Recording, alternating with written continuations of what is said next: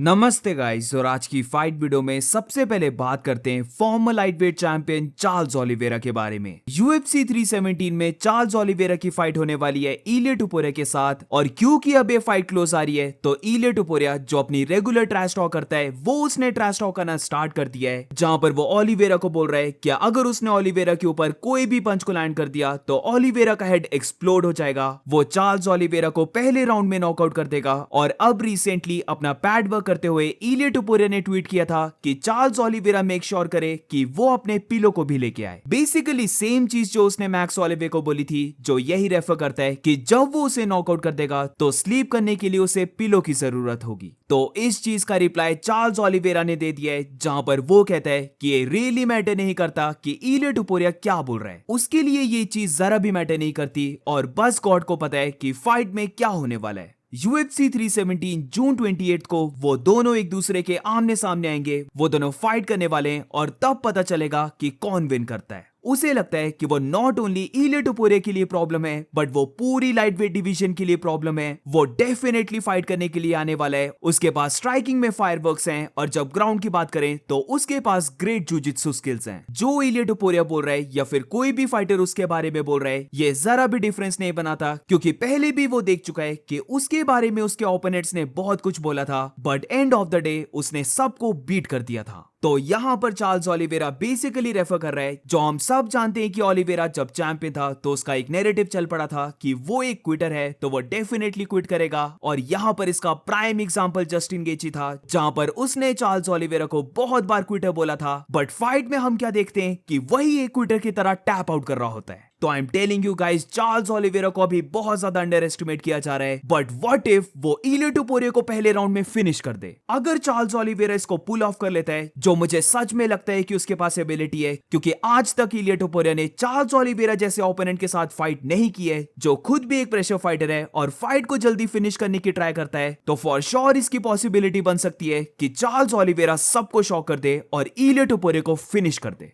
अब UFC 317 की बात लगी है तो एक छोटा सा अपडेट कि चार्ल्स ओलिवेरा वर्सेस इलिया टुपुरिया का ऑफिशियल बैकअप अब मिल चुका है, जहां पर अरमान सरूकिन होने वाला है इस फाइट का ऑफिशियल बैकअप। यानी कि अब अगर चार्ल्स ओलिवेरा या फिर इलिया टुपुरिया दोनों में से कोई भी फाइटर इंजर्ड होता है या फिर दोनों में से कोई फाइटर वेट को नहीं बना पाता है, तो फिर उसकी जगह अरमान सरूकिन फाइट करने वाला है। अब फॉर श्योर मैं होप कर रहा हूं कि ऐसा कुछ भी ना हो जहां पर इलिया या फिर चार्ल्स ओलिवेरा दोनों में से कोई फाइटर को पुल आउट करना पड़े। बट इन केस अगर ऐसा हो भी जाता है तो अरमान सरूकिन जिस भी फाइटर के साथ फाइट करेगा, ऑब्वियसली वो फाइट भी काफी बड़ी बनेगी। और मूविंग ऑन, तो अब बात करते हैं इस्लाम महाचेव के कोच हावे मेंडिस ने क्या कहा है इस्लाम महाचेव के फ्यूचर के बारे में। रिसेंटली इस्लाम महाचेव के कोच हावे मेंडिस ने बहुत बड़ी चीज को रिवील किया है, जहां पर काफी लोग इंक्लूडिंग मी, क्योंकि मैं भी ये बिलीव करने लग पड़ा था कि शायद से इस्लाम महाचेव बस वेल्टरवेट चैंपियन जेडीएम के साथ फाइट करेगा और अगर वो फाइट को विन कर जाता है तो एट मोस्ट वो एक और फाइट करने वाला है, जहां पर वो अपनी बेल्ट को डिफेंड करने की देखेगा और फिर उसके बाद रिटायर हो जाएगा। बट रिसेंटली हावे मेंडिस ने रिवील किया है कि उसे लगता है कि इस्लाम महाचेव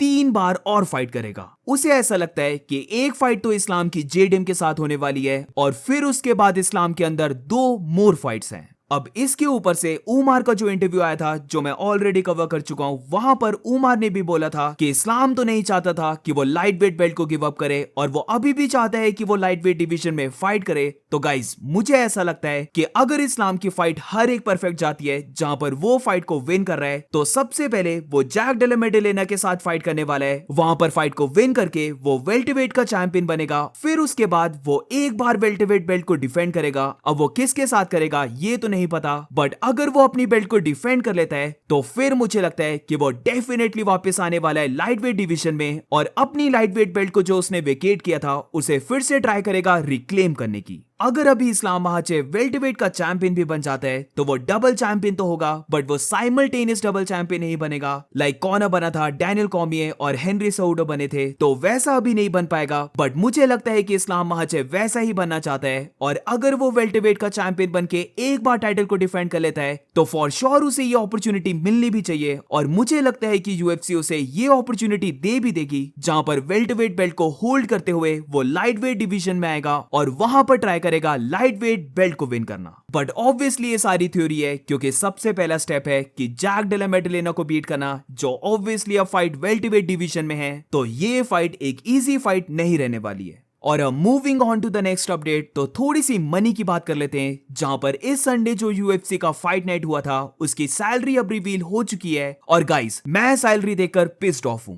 जहां पर नंबर 5 फाइटर को देखें तो यहां पर आता है कोडी गारब्रेंट, जो अपनी फाइट हाउनी बार्सेलो से लूज किया था, बट फिर भी उसे मिल रहे हैं $275,000। इंडियन रुपीस में अगर हम इसे देखें तो ये अप्रोक्सीमेटली 2.3 करोड़ बनता है। और इसकी 0 सेंस बनती है कि कोडी गारब्रेंट को इतने पैसे क्यों मिल रहे हैं। वो कब का चैंपियन से हट चुका है, वो नो लॉन्गर अपनी प्राइम में है, वो ना तो अपनी फाइट्स को विन भी कर रहा है, तो इतने ज्यादा पैसे उसे देना ये 0 सेंस बनती है। वेरेस इसके बाद नंबर 4 फाइटर को देखें तो यहां पर आती है मिरांडा मैवरिक, जो रोज नामे यूनिस से अपनी फाइट को लूज की थी, और उसे मिलते हैं 125 के, जो इंडियन रुपीस में अप्रोक्सीमेटली बनते हैं 1 करोड़। ये सैलरी को लेकर मेरा कोई क्वेश्चन नहीं है। बट इसके बाद नंबर 3 फाइटर की बात करें तो यहां पर आता है वॉकिन बकली, जिधर वो अपनी फाइट को कमारू उस्मान से लूज किया है, और उसे यहां पर बस मिलते हैं $150,000। जितना वॉकिन बकली का नेम है, उसे डेफिनेटली थोड़े से ज्यादा पैसे बनते थे। आई मीन एक साइड तुम कोडी गारब्रेंट को $275,000 दे रहे हो, और वॉकिन बकली जो अब टॉप में है उसके पीछे भी हाइप चल रही थी, वो अनडिफीटेड था, और उसे क्या मिल रहा है $150,000। ऊपर से हम प्रॉपर कंपैरिजन कर सकते हैं, क्योंकि कोडी भी अपनी फाइट को हारा था और बकली भी अपनी फाइट को हारा है। ऑल्सो इसके ऊपर से बकली था main event fighter. Main event fighter को तुम इतने कम पैसे दे रहे हो, ये डेफिनेटली थोड़ा सा अनएक्सपेक्टेड था। बट एनीवेज, इंडियन रुपीस में अगर हम इसे देखें तो ये अप्रोक्सीमेटली बनते हैं 1.3 करोड़। अब इसके बाद नंबर 2 को देखें तो यहां पर आता है कमारू उस्मान, जिधर जो सैलरी कमारू उस्मान की रिवील हुई है वो एब्सोल्युटली 0 सेंस बनाती है। जहां पर कमारू उस्मान की सैलरी शो हो रही है इंडियन रुपीस में ये अप्रोक्सीमेटली 2.5 करोड़ बनते हैं। But I am pretty sure कि इसमें फाइट बोनस इंक्लूडेड नहीं है, ये डेफिनेटली अभी तक रिवील नहीं हुआ है। और सब कुछ मिलाकर मैं काफी ज्यादा श्योर हूं कि कमारू उस्मान की सैलरी कोई $1 मिलियन तक के अराउंड होगी। बट फिर भी जो भी सैलरी रिवील की है वो एब्सोल्युटली बुलशिट सैलरी है। बट इसके ऊपर से अगर हम नंबर 1 फाइटर को देखें तो यहां पर है रोज नामे यूनिस, जिसकी सैलरी रिवील की है कि उसे $500,000 मिले, तो 500K यानी कि 4.3 करोड़ दिखा रहा है। और to be honest, I don't think so कि वो इतना मनी डिजर्व करती है। वो अब नो लॉन्गर चैंपियन है। और मुझे इतना बता दो कि रोज की फाइट के लिए हाइप कौन था। हार्डली मुझे लगता है कि 100 में से 1 या फिर 2 बंदे होंगे जो रोज नामे यूनिस की फाइट को देखने के लिए हाइप थे। तो इसीलिए मुझे नहीं लगता कि रोज को इतनी पे मिलनी चाहिए थी, बल्कि इसकी कुछ अमाउंट और कोडी गारब्रेंट की कुछ अमाउंट उठा के वॉकिन बकली को दे देते।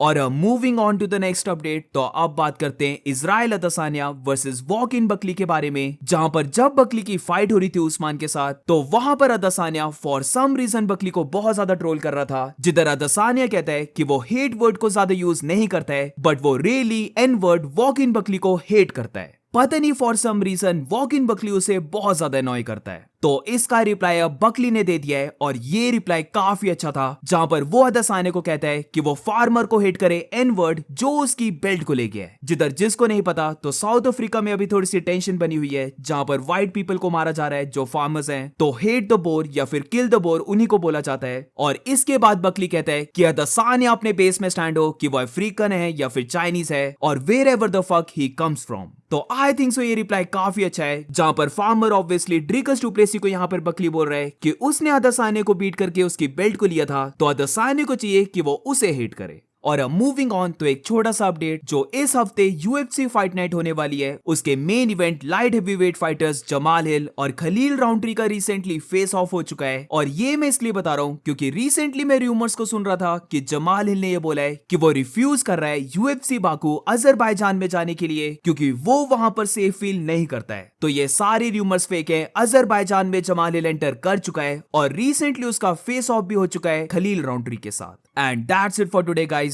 आज की फाइट वीडियो में बस इतना ही। अगर तुम्हें वीडियो अच्छी लगी हो तो please make sure to like and subscribe. मिलते हैं नेक्स्ट वीडियो में।